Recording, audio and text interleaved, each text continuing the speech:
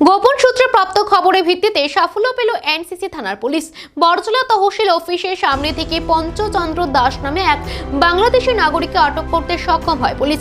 ধৃত ব্যক্তি নিজেকে বাংলাদেশের নাসিরনগর এলাকার বাসিন্দা বলে স্বীকার করেছে। পুলিশ জানিয়েছে প্রায় 2 মাস আগে অবৈধভাবে চোরাই পথে খোয়াই নদী এলাকা দিয়ে ভারতে প্রবেশ করে সে। কিভাবে সীমান্ত পেরিয়ে ভারতে প্রবেশ, কারা তাকে সহায়তা করেছে, এই সমস্ত তথ্য নিজের মুখে পুলিশের কাছে স্বীকার করেছে ধৃত বাংলাদেশি নাগরিক।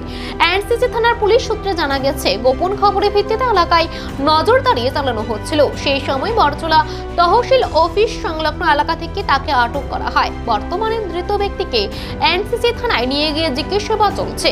পুলিশ খতিয়ে দেখছে এর সঙ্গে কোনো দালাল চক্র বা সীমান্ত পাচারকারীদের যোগসূত্র আছে কিনা। ঘটনাকে কেন্দ্র করে এলাকায় চাঞ্চল্য ছড়িয়ে পড়ে। দাস আমার বাড়ি হচ্ছে ব্রাহ্মণবাড়িয়াতে। আইসি কয় দেয়া আমি যে আসছি 2 মাস হয়েছে। আইসি আমি এতে 2000 টাকা দিছি। আর আইসি তো অবৈধ রাস্তায়, কারণ মিডল রাস্তা তো নাই, কারণ আমরা তো কোনো ভিসা নাই, কারণ ভিসা দেয় না বর্তমানে, সবকিছু বদ্ধ। এই জন্য আসছি, এখানে আসছি যেখানে টাকার লাগে, শান্তির দেশ, এই জন্য আসছি।